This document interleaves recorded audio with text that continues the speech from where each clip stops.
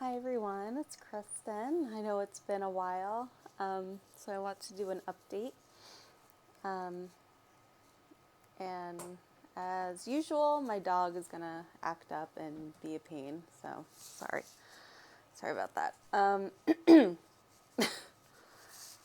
So I wanted to do an update because I've had gotten some questions about the eyelid weight removal, how the healing went, and how I look now, how I'm doing, blah blah blah.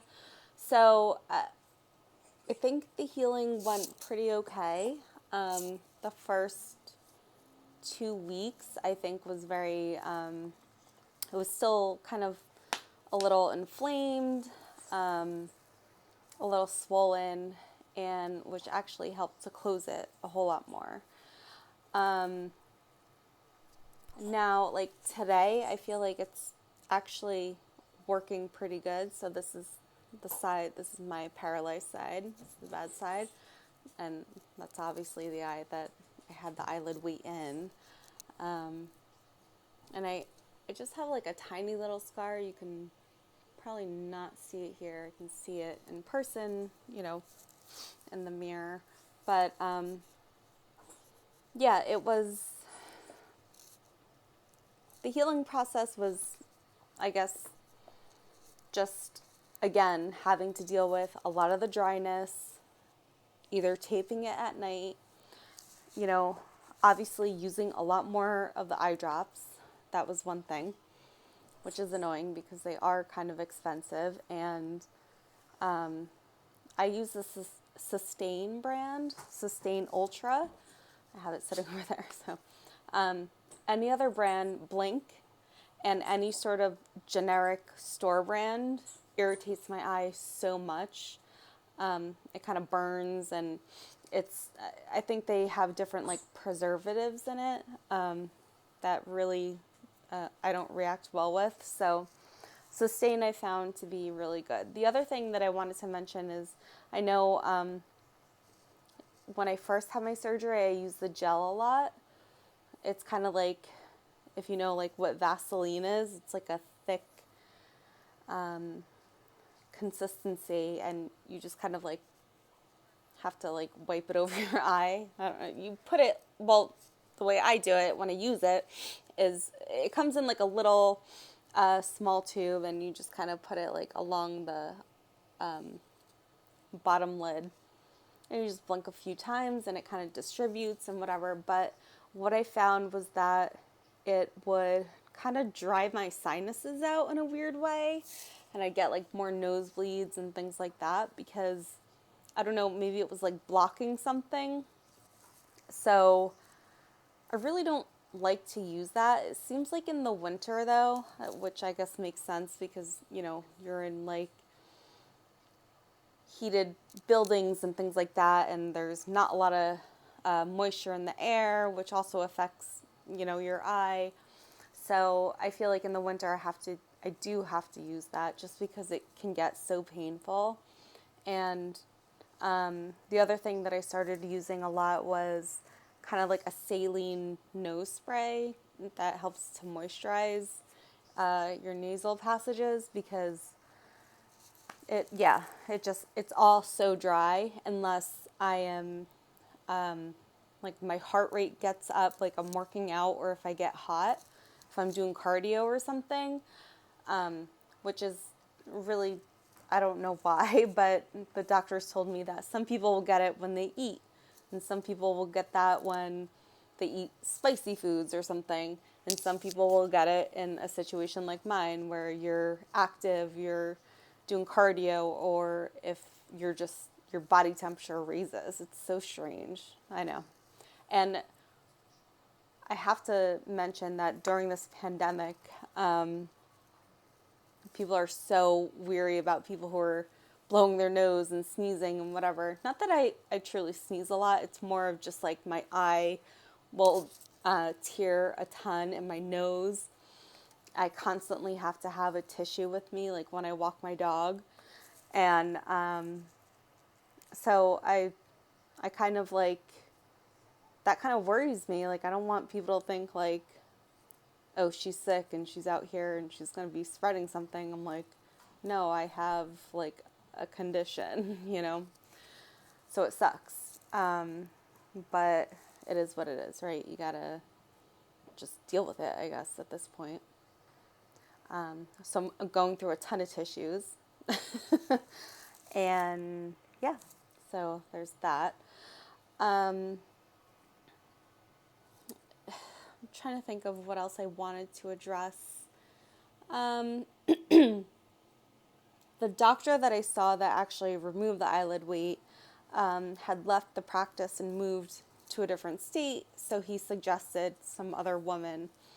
So I went to see her like about a year later because my eye was so dry and I just had questions and I really wanted the Botox again to like even out, like my eyebrows and my smile, whatever.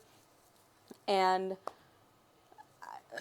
I had a really bad experience, I think, with her. Um, everything she told me was that, oh, it's not that bad. You look fine. You're not going to need an eyelid weight again. And,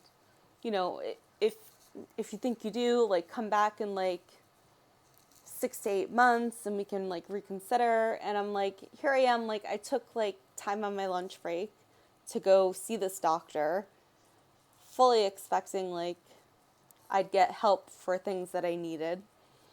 And I was also having a lot of like neck, I don't want to say like pain definitely, but like strain because of your facial muscles. Like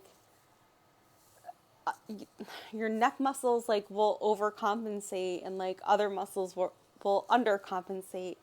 And so I was in a lot of pain like for quite a while, for like a year. And I wasn't even approved to like get the Botox, like even like in the neck to like relax those muscles. And, I was just constantly told that, oh, it's not that bad. You're fine.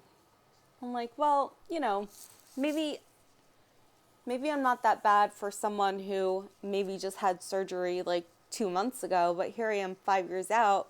I'm still having these issues. I'm trying to address them. You're supposed to be a doctor who specializes in this, and you're being of no help. And she was just really just rude.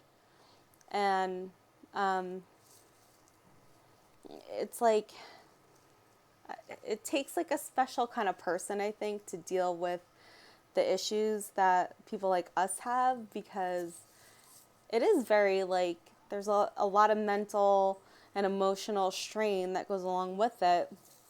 And I don't think that they recognize that, I know there's definitely good doctors or great doctors out there. And I've been lucky to see through NYU a lot of great doctors. But this one lady at NYU, I'll never go back to her again. And I would never suggest her to anyone, because she would just, if you're dealing with anything like this, whether if it's from cancer or benign tumor, you don't need to be treated the way that she treated me. Like, that's not right. So that's been super frustrating. And then I actually found a plastic surgeon in the area who specializes in Bell's palsy, had helped perform a surgery similar to mine, or the same as mine, I mean. And it seemed really like positive that she was gonna treat me. And I never heard back. Like, I saw her in the very end of January. I called back 3 times, and every time I called, just asking, like, because they said, like, they would get back to me with, like, pricing and, if my insurance would accept it and blah, blah, blah, and, like, to schedule a next appointment. And every time I called back, it was like, oh, we'll have to get back to you. I'm like, is it just, like, you don't want to take my case because are you worried? Like, you're kind of weary about working with someone like me. But like all over her website and what she explained to me, like, she's got tons of experience in this. So I was, like, very confused and, again, disheartened. Like, who are people like us supposed to go to? And then, like, I know people who have had plastic surgery who are, like, completely fine and, like, at the drop of a hat, they're like, yeah, we'll do it, we'll schedule it, whatever. Like, but for me, just to get, like, simple Botox is, like, I don't know. It's like it's all of these, like, hoops you have to jump through and whatever. And obviously, I want to be treated by someone who knows what they're doing. I don't want to be left worse off than I am. And I know, like, a lot of people still will say, oh, it's not that bad. But it's like, if you don't know what I looked like 6 years ago, like, I didn't look like this. My smile, my eye, my face was, like, totally different. So it's been a struggle, and it's been a struggle for people around me to even understand that I actually struggle with that 6 years later. And I know I've said it before, like, I think a lot of it is because there's, like, a lot of changes. I would say over the past year, though, that I haven't noticed much changes. I did get the MRI. I think I posted in a video of the facial nerve and an EMG. So they basically were able to see that the nerve did reroute, incorrectly, and that the regrowth is kind of at the point that it's going to be at this point. So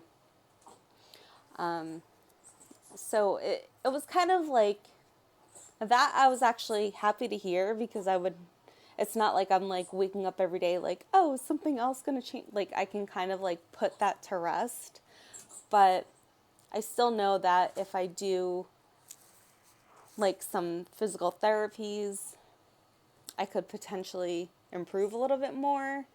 And that's the other thing. I was recommended a physical therapist who specializes in this, but her rate for the first session was like $350, and then each session after that was $150, not covered by insurance. Like, it's not like I'm doing this, like, because,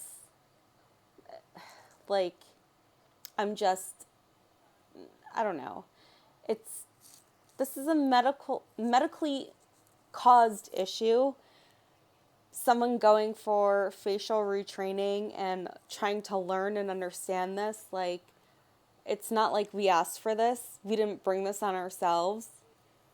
And that is what is so discouraging to me, because you can go in for something totally, like, in a vain sense,